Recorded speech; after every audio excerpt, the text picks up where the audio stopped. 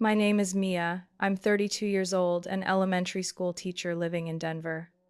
I never thought the moment of trying on my wedding dress would end in tears. Just as I stepped out of the dressing room, I received a text from my parents. A few short lines, but they cut through my chest like a cold blade. We cannot accept you marrying a lowly carpenter. Don't expect us to show up at the wedding. I froze, my trembling hands clutching the lace hem of the old dress I had carefully altered with love. I had hoped my parents would change. I had dreamed of the moment my mother pinned my hair and my father walked me down the aisle. But it turned out that dream never belonged to me.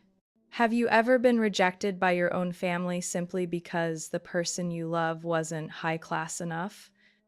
Have you ever had to plan a wedding where the family side of the pews was almost empty? If you've ever felt abandoned at the very moment meant to be the most memorable of your life, leave a comment below. I want to hear your story. And if you want to know what happened after that day when I thought I had hit rock bottom, but instead stood before the most unexpected doorway of my life, subscribe to the channel and keep listening. Because what you're about to learn will change everything. I still remember vividly the day I met Ethan. The elementary school library where I taught had just gone through a harsh storm. The old wooden ceiling, rotting for years, finally collapsed in a large section. The reading room turned into rubble, bookshelves toppled, a few torn children's books lying helpless among shattered wood. I stood still, my throat tight, as if a piece of the children's warm memories had been stolen away. The next day, a repair worker was sent over. I thought it would be someone in a uniform, rushed, noisy, careless, like every other repair job before. But when Ethan walked in, everything felt different. He was tall, broad-shouldered, suntanned, with slightly wavy hair and calm blue eyes like a winter forest. He wasn't hurried, wasn't loud, wasn't boastful. He quietly set down his toolbox, bent to pick up a comic book that had fallen from a broken shelf, flipped through its pages, and said in a warm voice, "The kids must love this one." I stared at him, unsure how to respond. My students often fought over that exact book during recess. From then on, Ethan came to school almost every morning. He worked silently but meticulously, careful with every saw cut, every nail. I often brought him coffee during breaks. He always accepted it with both hands, smiling, thanking me as though it were a precious gift. I had met many accomplished men before: doctors, lawyers, engineers, men who attended my parents' dinner parties in polished shoes and perfect smiles. But none had ever crouched to fix a broken chair for children without being asked. None had ever wiped dust off an old bookshelf as if it were a treasure. Ethan did those things every day, and that quiet kindness slowly pulled my heart off its old track. I remember one afternoon after classes ended, standing in the hallway, watching him place the last wooden board on the ceiling. Light rain drizzled, and the sunset slanted through the window, casting a soft golden glow on his face. "All done," Ethan said, wiping his hands on a rag from his pocket. "Do you want to be the first to step inside?" I didn't answer right away. I walked closer, breathing in the scent of fresh wood mixed with rain. The reading room was fully restored, better than before. Ethan stood still, rag in hand, eyes waiting. I turned to him and said, "Do you realize you've just rebuilt the children's childhood?" He chuckled, scratching his head. "I only nailed a few boards together." "No." I shook my head. "You gave them a place to believe the world is still safe." I didn't know why those words slipped out. And I didn't know why. From that moment, I no longer wanted to look away from his eyes. We started meeting more often, no planning, no formal calls. He would drop by the teacher's lounge after work, bringing pastries from his favorite bakery near the workshop. I cooked simple dinners in my tiny apartment, while he fixed the things I didn't know how to handle. We didn't have fancy dates, no rehearsed declarations of love, just long conversations after meals, quiet evening walks in the park, and handholds that weren't too tight but always warm. I used to think happiness had to come from something grand. Ethan taught me it could be as simple as being listened to, being seen, without needing to prove anything. We fell in love, and I wanted my family to know. The first time I brought Ethan home, my mother glanced at him once and turned to me, her eyes like ice. "Are you sure you're serious about this relationship, Mia?" My father was more polite, but his questions carried an unmistakable chill. "Ethan, what did you study before this trade?" "I didn't go to college, sir. After high school, I studied carpentry in Montana." The room grew so quiet I could hear the clink of my mother's teacup as she set it down. My chest tightened, but Ethan stayed calm, answering each question with the humility I admired. When he left, my mother shut the door, straightened, and said, "You can choose to love anyone, but if you intend to marry someone like that, don't expect our blessing." I didn't argue. I just felt as if an invisible string tying me to my family had been silently cut. No shouting, no blood, just a hollow space I didn't know how to bridge. Soon after, my parents began introducing me to Brian, Dr. Franklin's son, a Ph.D. candidate in medicine, freshly back from New York. He was the kind of man programmed for charity galas and family gatherings. He spoke like he was giving speeches, and his smile looked rehearsed for a magazine cover. I went out with him twice, and both times I came home exhausted from pretending to be the right kind. One night, I walked into my tiny apartment and saw Ethan crouched, fixing a wobbly table leg. No one asked him to. He just saw it leaning, and he repaired it. I stood behind him for a long while before saying, "I don't want to live in a world where I have to ask permission to love someone like you." Ethan stopped, turned toward me. We didn't need any more words. A month later, he proposed with a ring he carved from maple wood, the tree that grew behind his brother's workshop in Montana. No diamond, no gold. Just smooth wood, wrapping around my finger as if it was meant to be there. I nodded in silence, and we began planning a simple wedding. No lavish budget, no grand venue. Just a small church, a warm gathering, and a few who truly blessed us. I thought that was enough. Until I received that text from my parents, the very moment I tried on the wedding dress I had dreamed of since childhood. I closed my phone, my fingers still trembling as I set it on the wooden table by the mirror. The gown I wore felt heavy, constricting, stripped of all the childhood dream I once carried. I sat, palms pressed to my knees, breath shallow, disappointment filling the room. "You okay?" Rachel, my close colleague and bridesmaid, called from outside the door. I swallowed my tears, tried to sound steady. Just a few more minutes. We had spent nearly a year preparing this wedding. Ethan worked late shifts at the shop. I tutored third graders in reading.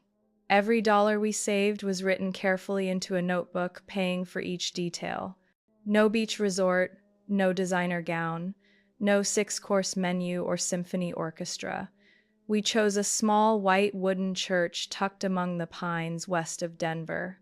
Its walls were weathered pine, low ceiling, but windows open to the Rockies. In the afternoon, sunlight would stream through stained glass, scattering dreamy patterns across the floor. Ethan hand-built the arch where we'd say our vows, using reclaimed wood from an abandoned house in town. He sanded each beam, polished it with beeswax, carved simple pine leaves along the frame. We planned the reception at the community center 2 blocks from the church. Ethan knew a barbecue chef, Uncle Tony, who offered a discount, saying, "What the world needs more of is simple weddings." The cake I ordered from a local grocery store. 3 tiers, buttercream frosting, decorated with wildflowers. Not fancy, but everything we could manage. I thought I was strong enough to be a bride without my parents. But alone in that dressing room, white fabric pooling around me like a bitter reminder, I felt unbearably empty. I wanted my mother to fasten my grandmother's old hairpin. I wanted my father beside me, squeezing my hand as the music began. Small things, yet now so far away. I stood, looked at myself in the mirror. My eyes were swollen, my nose red. I took a long breath, dabbed my tears with tissue, and walked out. Rachel's worried eyes met mine. "Are you sure you want to go through with this?" I nodded. I can't leave Ethan alone at the altar. We walked back to my tiny apartment where Ethan was waiting. When I opened the door, he was packing dried flowers into boxes, flowers we had gathered together on the Jefferson Mountains. He looked up, saw my face, rushed over. "What happened?"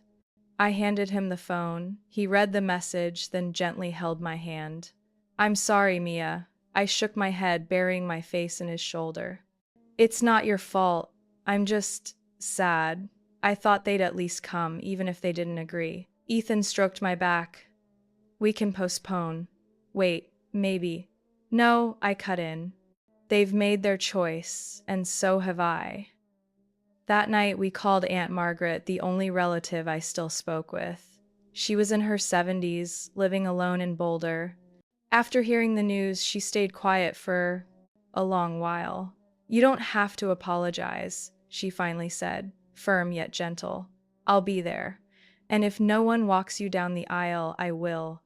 I cried into the phone. She chuckled. "Sweetheart, someone who truly loves you and wants to hold your hand for life that deserves celebrating, no matter who shows up." As the wedding neared, our schedule grew hectic. I handwrote invitations on recycled paper, careful as if writing in my journal. Rachel helped order flowers from a local farm. Grace, Ethan's sister, sent ribbons from Missoula with a note, "I can't be there, but I'm cheering for you." The night before, Ethan rolled out an old rug in the living room, set 2 chairs facing each other. "I think we should practice our vows again," he said, handing me a folded slip of paper. I read his vows. No flourishes, no length. Just simple words. "I won't promise to always be right, but I promise to always listen. I won't promise you a castle, but I promise you'll never fall alone." I looked up. Ethan gazed at me as if the whole world rested in my eyes. "And you?" he asked. I didn't read from paper. I just held his hand and said, "I don't need you to fix everything. I just need you not to leave when things break. And I promise to do the same for you, for life." We sat there for a long time, neither of us saying another word. Outside, light snow began to fall, covering the porch in a thin white layer, silent and beautiful, like a quiet blessing. I didn't know what awaited me behind the church doors tomorrow. All I knew was that even if there was only one person giving us their blessing, I would still walk into that ceremony with all the love I had. Because of Ethan, the man who rebuilt an old reading room, and who was quietly rebuilding my faith in life itself, the morning before the wedding, snow drifted lightly over the rooftops of Denver's quiet suburbs, not thick enough to sting, but just enough to make everything still, heartbreakingly beautiful. I was carefully folding napkins into rose shapes when the doorbell rang. Ethan stood up from tying ribbons around glass jars of dried flowers and quickly went to answer. "My parents are here," he said softly, turning back to me as though announcing something that needed care. I stood, smoothed my sleeves, my palms damp with sweat. I had never met his parents except on short video calls, and only exchanged a few polite texts with Grace. Ethan had told me they lived in Montana, almost apart from city life. I thought maybe that was why they weren't like the showy families I had known. The footsteps entering were quiet. A tall man in his 60s, broad-shouldered, sun-browned, with neatly combed gray hair. Beside him was a petite woman in a dark brown wool coat, fur-trimmed collar, kind face, and gentle eyes. Behind them was Grace, her golden hair and warm brown eyes so much like Ethan's. "Sweetheart, this is Mia," Ethan said, resting his hand lightly on my back. Linda stepped forward, clasping my hands warmly in both of hers. We've been looking forward to meeting you. Ethan's told us so much. Robert didn't speak right away. He studied me, not with judgment, but deeply. Then he nodded slowly. It's good to finally meet you. We invited them in. Linda handed me a small basket filled with handmade cookies and 2 jars of honey with handwritten labels, Linda's winter blend. I hope you'll like these, she said. Ethan mentioned you sometimes lose your voice in the cold. I laughed softly, surprised she had noticed such a small detail. Grace sat next to me, handing over a small box wrapped in brown paper. I sent this from Missoula, but I wanted you to open it while I'm here. Inside was a pair of silver earrings set with turquoise, simple and elegant. They belonged to my stepmother, she whispered. But she adored Ethan. I think you should wear them tomorrow. I couldn't find the words. I just squeezed her hand and nodded. We shared a simple lunch in the apartment, carrot soup and toasted bread Ethan had made. Robert mostly listened, occasionally asking about my teaching. When I mentioned I was pursuing a master's in educational leadership, he looked up, his eyes brightening slightly. That's important, he said, voice gravelly but firm. Education doesn't lack teachers. It lacks people willing to see beyond the classroom. I thought about those words long afterward. After the meal, Ethan drove them to the hotel he'd reserved. They declined to stay, saying, "We want you two to have tonight to yourselves." Later, Ethan texted me, "They're fine, but I have a feeling they know more than they're letting on." "What do you mean?" I asked. His reply came, "I'm not sure, just a feeling." As if they've been preparing for more than I realized. That evening, Rachel and I went to the church for a final check. That's when I noticed things didn't quite add up. Under the last pew were 2 unopened boxes marked with the name of an event decor company I'd never hired. Along the aisle were flower arrangements twice the size of what I had ordered from the farm. I called the supplier. The young woman on the line sounded puzzled. "Wait, you didn't upgrade the package?" "Someone named Robert Carter called 3 days ago. Payment's already cleared." My heart pounded. I hung up, forcing myself to stay calm. When I called Ethan, he was silent for a long moment. "My dad did that?" "I think so, but why? I thought we were keeping everything within budget." "Dad said he didn't want you worrying about the little details." I sat in the 3rd pew where Aunt Margaret would sit tomorrow and stared up at the church ceiling. It felt like I was caught between 2 worlds, one I could control, and another slipping out of my hands. The next morning, when I went to check the community center for the reception, I almost didn't recognize the place. The plain room had been transformed into something out of a magazine spread, golden string lights, intricate dried wreaths, linen-covered round tables, chairs tied with silk bows, tall floral centerpieces. A crew was adjusting the lighting and sound equipment I had never seen before. I asked the receptionist, "Who arranged all this?" She answered casually, "The Carter events team." A chill ran through me. I'd never heard Ethan mention them. When I called him, his voice was hesitant. My parents probably just wanted to make sure their son's wedding wasn't too simple. I didn't know whether to be angry or touched. Everything was beautiful, thoughtful, but I felt out of place, as if an invisible hand was rewriting the story Ethan and I had once carefully crafted together. When I got back, Ethan was waiting at the table, a slip of paper in his hand. "You saw everything?" he asked, though he already knew. "Your parents arranged it all?" I kept my voice steady. I couldn't stop them. You know my dad. Once he decides, no one can. And you didn't tell me. He lifted his eyes. "Because I was afraid you'd feel like you weren't in control anymore." I sat down, avoiding his gaze. "Ethan, I don't need a perfect wedding. I just need to feel like what's happening belongs to us, not to someone else's vision." He placed his hand over mine. "I understand. Let tomorrow come." Then I'll tell you everything I've never had the chance to. The wedding day began with a morning both icy and strangely still. Snow dusted the hotel window, filling the small room Rachel and I shared with soft white light. I sat before the mirror, my gown ready, hair curled gently, pinned with the silver clip Grace had given me. I looked at myself, unable to shake the feeling I was stepping into something more foreign than I had imagined. Not because I didn't love Ethan, not because I doubted us, but because everything around me was shifting so quickly, so quietly, as though an invisible hand had scripted it all. Rachel came close, smoothing the veil over my shoulder. Are you ready? I took a deep breath, ready to love him, no matter how strange the world outside may seem. We arrived at the church earlier than expected. The snow had stopped, the sky bright and cold enough to sting my cheeks as I stepped out of the car. But the church no longer looked like the humble place I had known. The stone steps were draped in white velvet carpet, flanked by columns of flowers as tall as I was. Uniformed staff ushered guests inside. I froze at the sight, my head spinning. Mia, a slender woman in a dark fur coat, approached. Around her neck gleamed a diamond necklace so bright I had to squint. I'm Veronica from Carter Events, she said, shaking my hand with almost exaggerated politeness. We're honored to coordinate today's event. Everything is on schedule.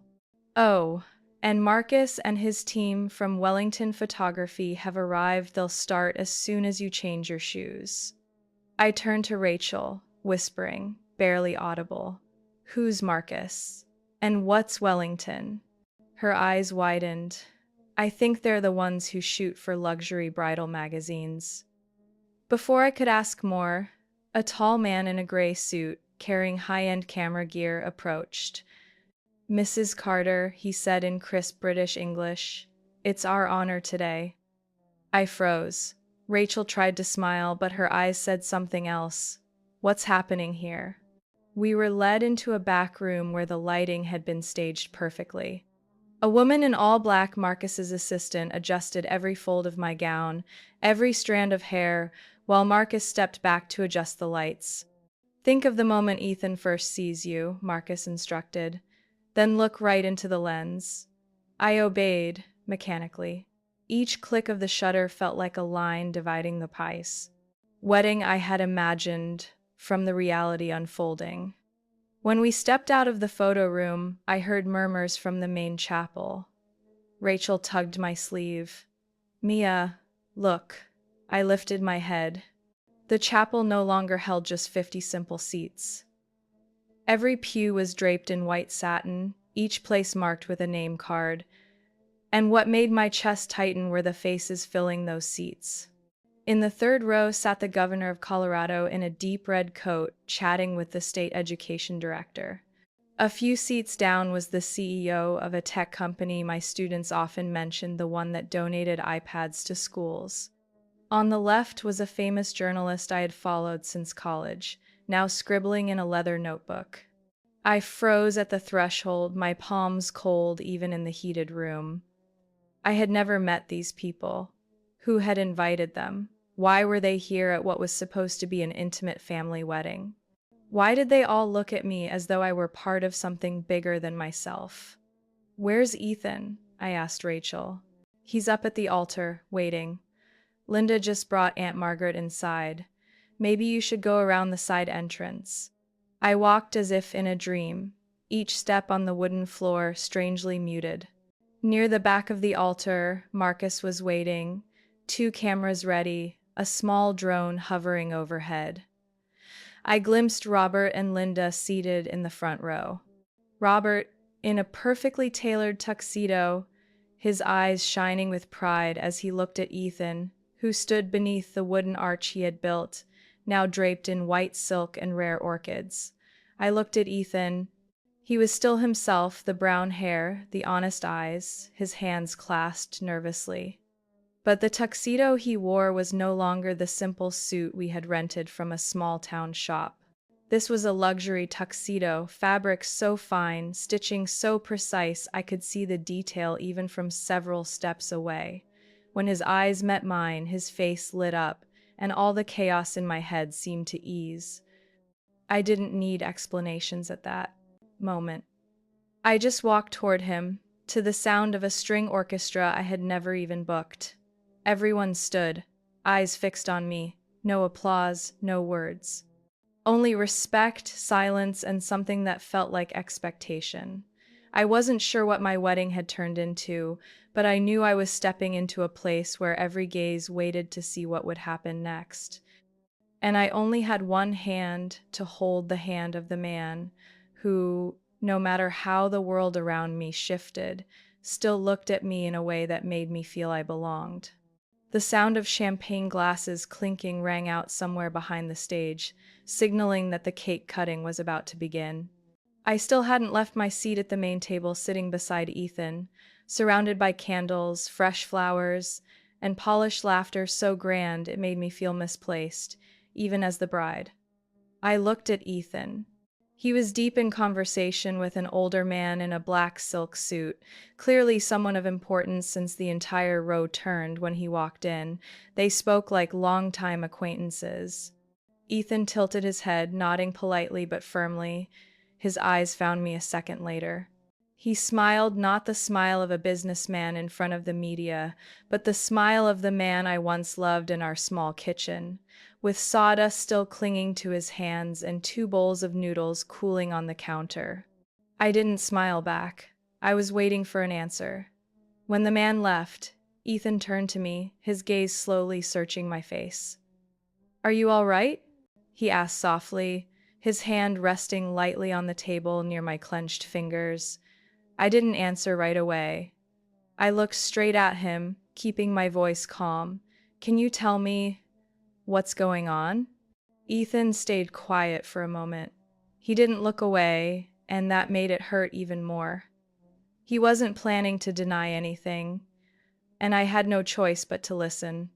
"I'm not just a carpenter," he began. "I never lied about the work I did, but I hid the rest. I waited.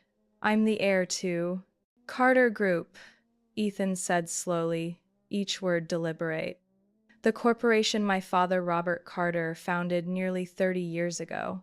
We have stakes in dozens of industries: infrastructure, technology, healthcare, real estate, total assets worth over $3 billion. My chest tightened. I had sensed something unusual, but hearing him confirm it made my breath catch. The question escaped my lips almost instinctively. "Then, why live as if you had nothing? Why work construction jobs, rent a cramped apartment, buy things on discount, split rent with me? Why hide it?" Ethan lowered his head. "Because I've seen too many relationships destroyed by money. I've been dated just because of my last name. Women who came close never asked what I liked, they asked what car I drove, which mansion I lived in. I was exhausted from being treated like merchandise, a ticket into a world of power and privilege." His voice deepened. "I wanted someone who would see me for who I was, someone who would want to walk beside an ordinary man. So I left Bozeman, refused to touch the trust fund, refused any company role. I came to Denver, worked on a construction site, rented a small apartment, and then I met you." I froze, searching his eyes for truth or for a script rehearsed in advance. "Were you ever planning to tell me?" I asked. "Yes," he replied immediately. "Many times. But every time you laughed when we counted coupons, every time you rolled up your sleeves to fix a leaky faucet without complaint, every time you said you were proud, I built the wedding arch with my own hands. I was scared. Scared that if I told you, you wouldn't see me the same way." "And what about me?" I whispered. "Don't I get a choice? Don't I have the right to know who the man I'm marrying really is?" My words cut deep. Ethan said nothing. Around us, music swelled, glasses clinked, cameras flashed. But inside me stretched a hollow ache. Everything about this wedding, the luxury flowers, the expensive cameras, the famous guests suddenly looked like a flawless stage for a play I hadn't been given the script for. "I'm not angry that you're rich," I said slowly. I'm angry that I wasn't trusted, that I wasn't given the choice of whether I could accept it. Ethan tightened his hand over mine. I was wrong. I don't expect you to forgive me now. But I hope you remember that whether in Montana, in Denver, or in some grand estate, what I feel for you has never strayed from the most honest thing I have. I studied him for a long time. I couldn't deny it, those eyes still belonged to the man who once brought cheap cookies to my classroom, who carefully picked up old books dropped in the library and set them back in order. That love wasn't fake. But the concealment had carved a wound deeper than I had imagined. Beside us, the wedding host began inviting guests to raise their glasses. Marcus, the photographer, approached quietly. Mrs. Carter, would you be ready for a few more photos before the cake cutting? I nodded. Ethan stood, reaching for my hand. I took it. Not because forgiveness had come, but because I still loved him. And because, in the midst of all the glittering grandeur, I needed that hand to ask myself, was I still me? Or was I stepping into a world I had never dared to dream of? I remember that moment vividly. Ethan and I were standing for photos beneath the white flower arch when Rachel hurried up, her face pale. Mia, she whispered into my ear. Your parents, they just arrived. Her words hit me like a cold gust across my spine. I spun around, heart pounding. And there they were, my parents, walking through the rear gate behind the guest rows. My mother wore a pale champagne silk dress, dark high heels striking against the stone floor. My father in his classic suit, a Bordeaux red tie, hands clasped in front of him, the habit he had only when straining to stay calm or hide something. I hadn't even absorbed the shock before my mother rushed forward, wrapping me in a hug as though there had never been a rift. The perfume she had worn since my high school years pressed in around me in a suffocating embrace. Sweetheart, I'm sorry. I couldn't stay away. You look stunning, she said, her voice trembling as if holding back tears. I stood stiff, arms unmoving. My father stepped closer, nodding. Congratulations, Mia. We were wrong, but today no one wanted to miss this moment. I stared at them, silent. Their congratulations hadn't come by text these past weeks. Not a call when I told them I'd marry Ethan, even without their approval. And now they arrived in a rented Bentley, carrying Italian leather bags, faces carefully painted with late regret. As if one smile could erase the refusals, the harsh words, the days I waited in vain for their blessing, Ethan came near, his hand lightly on my back, steadying me. He said nothing, but his eyes stayed fixed on my father, as if he knew something I didn't. I pulled away from my mother's grip, stepping back just enough to hold my ground. Did you know Robert Carter called you? I asked, my voice calm, almost cold.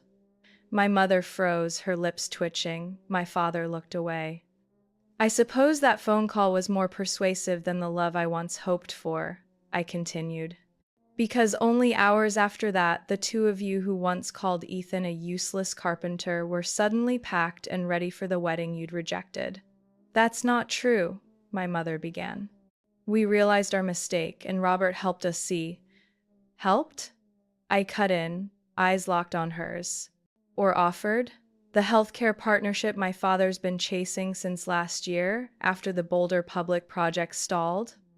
My father's grip on his briefcase tightened, his eyes betraying unease. Don't think it's that. Simple. I wanted it simple, I said. Just love. A woman in love with a man. But no, you needed prestige, credentials, a bank account. And now, learning Ethan is the son of one of the most powerful men in Colorado, suddenly I'm worthy again. I didn't raise my voice. Yet the nearby tables fell silent. My love, my relationship, is not a business deal, not a shortcut to a board seat or a funding contract. And if you came here only to shake Robert Carter's hand, then by all means, head to the cocktail lounge. where men in tuxedos speak the sweet language of investments and favors. My mother's throat caught. Her eyes reddened, whether with shame or emotion, I couldn't tell. I didn't care. I turned to Ethan. Did you call them here? He nodded slightly, unflinching. My father called. But after I asked him to, I thought, if anyone could make them reconsider, it was him. I searched his eyes. And do you believe they've really changed? Ethan answered slowly. Maybe not yet. But I hoped you wouldn't lose the chance to see it if they did. I was silent. My emotions tangled so tightly I couldn't predict my next words. But then I looked back at my parents. If you're truly here for me, not for Mr. Carter or Ethan's fortune, prove it in the only way I'll accept. My mother lifted her head. How?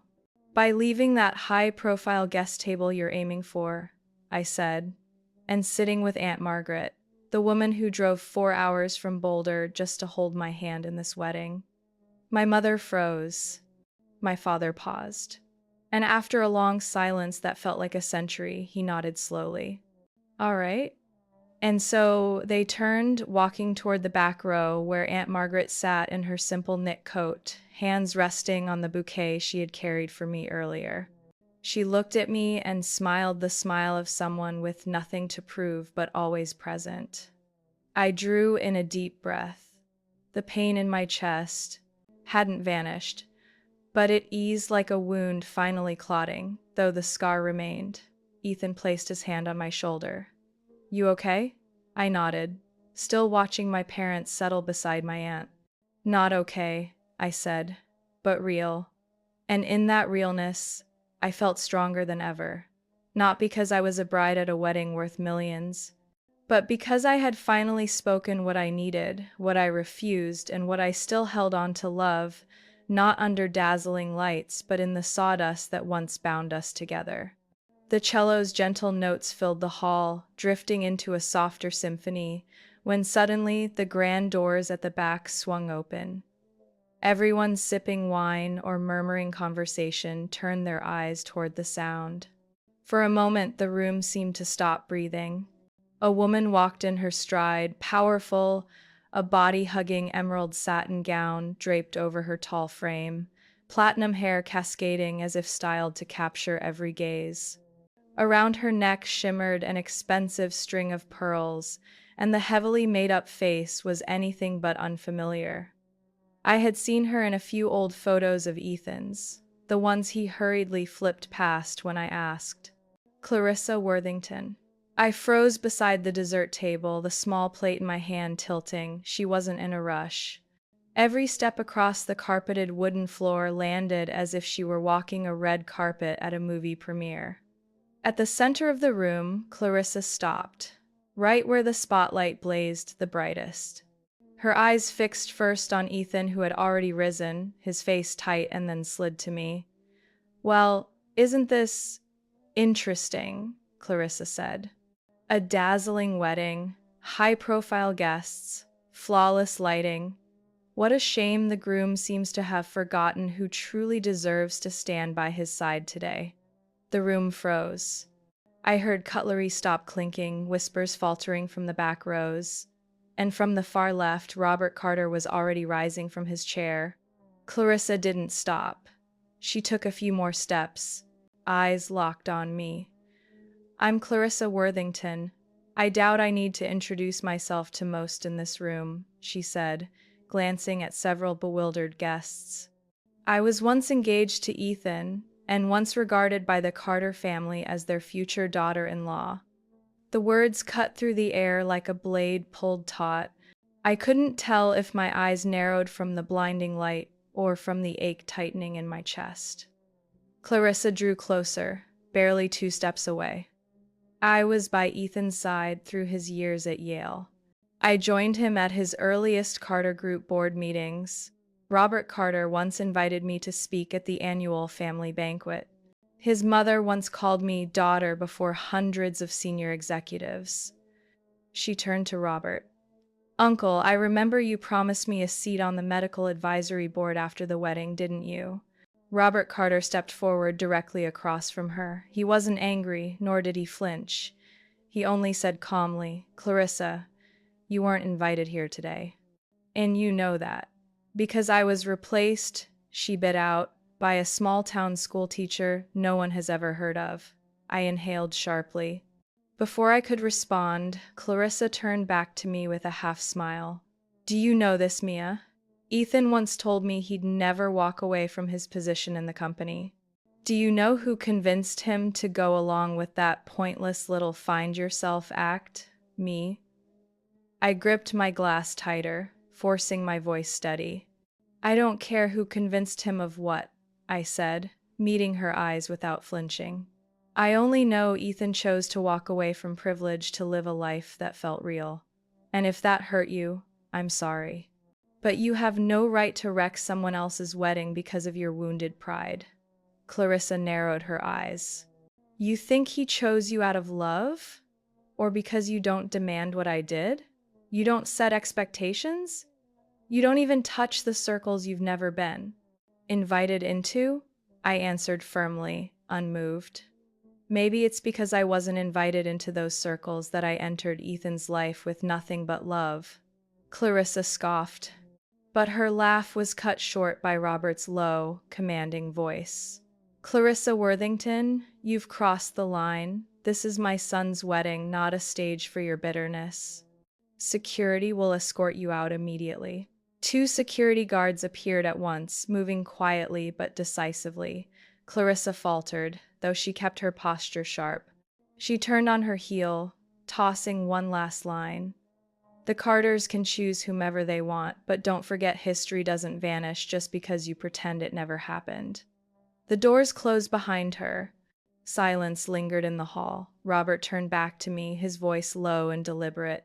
"I'm sorry you had to endure that on your wedding day. But believe me, if Carter Group has any future, it won't be in its assets. It will be in people strong enough to weather the storm." I nodded. My chest still churned, but Ethan's gaze, fixed on me like I was the only anchor he needed, kept my spine straight. We weren't the picture-perfect couple others might expect. But we were here, together not for expectations or the past, but by choice. And no one even carrying the glittering ghosts of a golden age could change that. After Clarissa was escorted out, the reception slowly regained its rhythm, but to me, everything still hung suspended between 2 realities. I stood there, in a hall glittering with hundreds of candles and crystal chandeliers, my heart tangled with questions only I could answer. Ethan stayed close, his hand gripping mine tightly, as if afraid I might vanish into the whirlwind of thoughts. I offered faint smiles to guests who came with congratulations, nodding at strangers who now knew my name, calling me Mrs. Carter with a mix of respect and curiosity.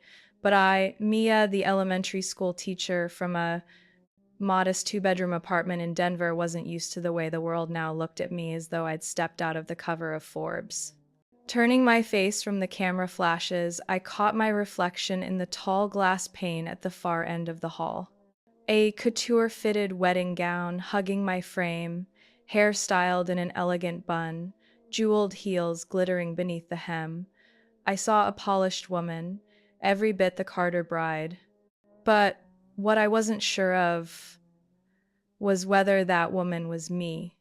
After the reception, Ethan and I were led to the garden terrace, transformed into a winter wonderland with twinkling lights and outdoor fireplaces.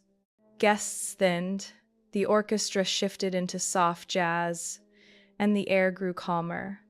We sat on a bench by the daffodil beds, in a beauty so thick it pressed against my chest. Ethan turned slowly toward me, his voice measured and cautious. "Are you angry about Clarissa?" I shook my head. "Not because of her." He studied me carefully. "Then, what for?" I stayed quiet for a moment. Then I exhaled, slow and heavy. "I feel like I'm playing a part I don't belong in." Ethan stilled. His eyes flickered with worry. "I'm not talking about our love," I said quickly. "I'm talking about everything around me. I looked up at the golden lights strung above, reflecting off the artificial snow at our feet. Today, standing in that room, hearing people say my name with reverence, watching power brokers shake hands in front of me, politicians, journalists, CEOs gathered just to witness our wedding, I felt smaller than ever, like I was a guest uninvited to my own life. Ethan held my hand. You don't have to become someone else to be with me, Mia. I looked straight into his eyes, the place I once believed was my safest shelter. Are you sure? When tomorrow I'll be dining with the head of Colorado's education fund? When your mother invites me to a board meeting for the family foundation, and I don't even know how to begin speaking in a room built by people who once built entire financial systems from scratch? My lips pressed tight. I used to think it was enough just to be the woman you loved.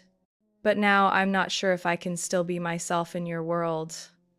Ethan sat silent. I knew he had no easy answers. Because my question wasn't just about class differences, it was about losing myself in a current I couldn't control. I turned to him, my voice barely above a whisper. Do you remember that night I finished a late shift tutoring, and you brought over spicy noodles and 2 broken chairs to fix? He smiled softly, nostalgia in his eyes. I remember you washing dishes with your bare hands because the faucet was busted. And you said, what needs replacing? Replace. What still works, fix.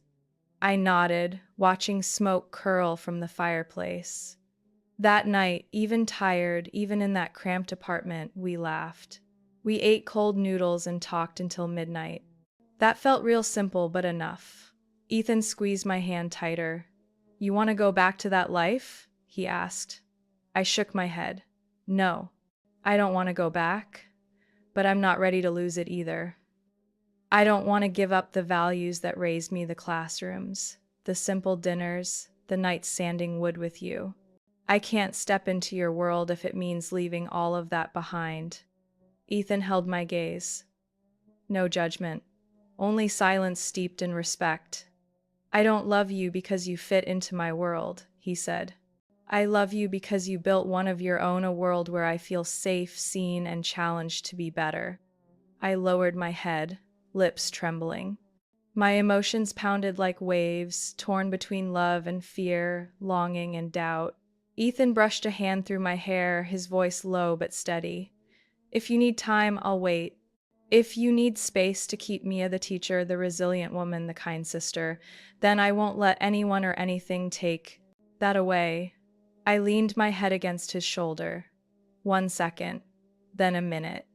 In the quiet, my heart still quivered, but slowly began to settle like a lake after the wind stills. I didn't know if I could walk this path with everything waiting ahead, but I knew I wouldn't walk it alone. And sometimes, maybe that was enough to begin a new journey. 6 months after the wedding, I stood alone in the conference room on the 42nd floor of Carter Tower, where the sunset painted Denver in violet light through massive glass panes onto marble floors. Behind me, the digital board displayed Press Conference Maya Harper Scholarship Fund for the future of underserved students. I stared at my name, my chest still trembling, not out of pride, but because the reality felt so new for someone who once counted pennies to buy workbooks for poor students, now running an education fund with an annual budget of over $20 million. I never thought my life would change so deeply in just half a year. Not because I married Ethan, the heir of Carter Group, but because I decided I wouldn't let myself be swallowed by that overwhelming shadow.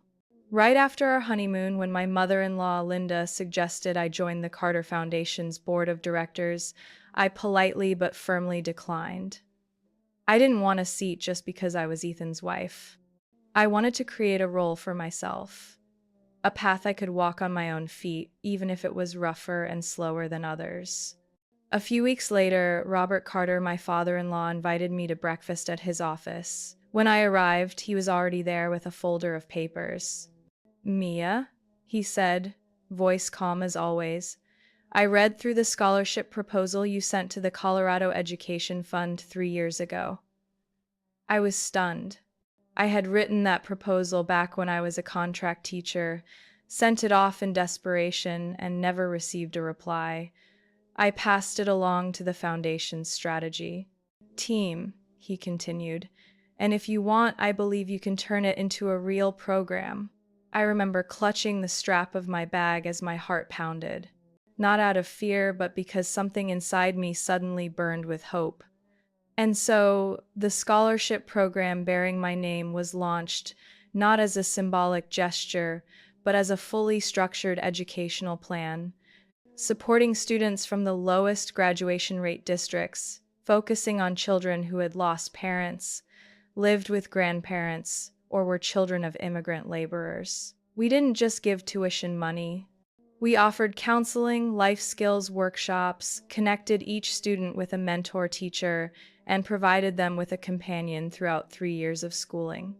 I recruited my own coordination team, worked closely with local principals, and personally visited schools and classrooms.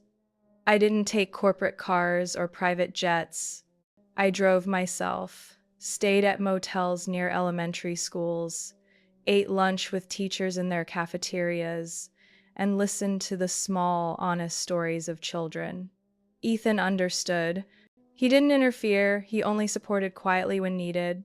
He once came with me to a classroom in El Paso, handing out pencils to students, and even laid bricks in a schoolyard to help volunteers build benches. When the scholarship gained media attention, invitations to state-level education conferences began arriving. But the most surprising one came from a national TV channel, KTV News. They wanted me on their Women of Impact segment to talk about my journey from a regular teacher to the director of an education fund carrying my name. It took me nearly a week to decide. Part of me feared stumbling in front of cameras, feared people would think I was showing off because of my status. But one night, I reread a handwritten letter from a student named Lena. She wrote, "Thanks to your scholarship, I now dare to dream of college and becoming a nurse so I can save my mom from diabetes." That was when I said yes. On recording day, I wore a simple teal blouse, no stylist, no extravagant jewelry. I spoke about classrooms without enough books, about lunches that lacked nutrition, about children coming to school with torn shoes because their parents couldn't afford new ones. The host asked me, "How do you stay grounded while living in such an elite world?" I looked into the camera, speaking slowly, because I was once part of that reality. I've never forgotten who I am. And I don't believe wealth should rob us of the ability to look directly at injustice. At the end of the program, they called me Mrs. Carter. I smiled, then gently replied, "Call me Mia, a woman trying to make a small difference in how the world views education." That broadcast spread widely on social media. What moved me most wasn't the number of views, but the comments from parents and teachers across America, people who called me one of them. Not the billionaire's wife, not the Carter daughter-in-law, but Mia, the woman who once knelt to fix a student's leg, and now was trying to mend an entire system that had long forgotten the children who needed to be heard. That afternoon, when I returned from a strategy session at Carter Foundation, I saw my parents' car parked outside. The familiar white Cadillac sat silently under the fading sunlight, polished so clean the reflection of the pine branches glimmered on its surface. I walked slowly into the yard. The sliding glass door of the living room was slightly open. Ethan stood there, one hand holding a cup of tea, the other tucked in his pocket, eyes toward the door as if waiting. "Your parents are inside," he said softly. "I'll head to the garden. Take your time." I nodded, set my bag down on the bench, took a deep breath, and pushed the door open. My parents were sitting together on the beige sofa I had carefully chosen when we first moved here. Linda once suggested replacing it with an Italian velvet set, but I refused. I wanted to keep some ordinary things in this world of silk and glitter. My mother turned first, her expression slightly uneasy. She wore an elegant gray dress, without the usual bold red lipstick. My father lifted his head slowly, silver-framed glasses glinting in the window light. "Hello, Mia," my mother said. I sat down opposite them, hands resting on my knees, waiting. My father spoke first. "We watched your interview on television." He paused, then added, "We were both moved. Not just by what you said, but because for the first time, we realized you're truly living a life of your own." I kept my face calm, no nods, no reaction. My mother looked down at her hands. "I used to think you were just trying to prove yourself," she admitted.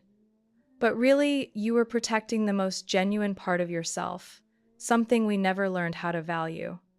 I remained silent. "We were wrong, Mia," my father said, his voice unsteady. "We let prejudice and reputation outweigh our love for you.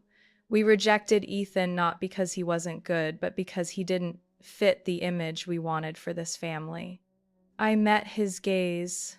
"You once said Ethan made me ashamed of the Jones name, that loving a Carpenter was a disgrace." I remember every word. My mother's hands clenched. I continued, my tone low. "But it was Ethan, with sawdust on his hands and eyes, that truly listened, who made me feel seen. Not as the daughter of Dr. Richard and Professor Elise, but as Mia, a woman with dreams, pain, and vulnerabilities she didn't have to hide." My father nodded slowly. "You don't owe us forgiveness, but if you're willing, we'd like to start over." I inhaled deeply. My voice was soft but clear. "I forgive you, but I need to set boundaries. I won't live to uphold anyone's honor anymore. I'm not a replica of this family's ideals or ambitions." They were silent. Their faces held no argument, only a weary tenderness passing through their eyes. "You're still our daughter," my mother said. "But this time, we'll learn how to be parents to an adult, not guardians of an heir to expectations." I smiled, not entirely at peace, but enough to begin a new chapter where truth wouldn't be hidden for pride, and love wouldn't be measured by titles or credentials. A week later, on a Sunday afternoon, I was watering the purple chrysanthemums in the garden when Ethan called me inside. "Wash your hands and come to the backyard," he said, something mysterious in his tone. Curious, I wiped my hands and followed the stone path to the back garden. And there, under the sunlit trellis, Ethan stood in a space so simple yet breathtaking, a round oak table set in the grass, surrounded by tiny candles lit by the late sun, and an old jazz record playing on the vinyl machine. He wore a white shirt and khakis, his face both nervous and tender.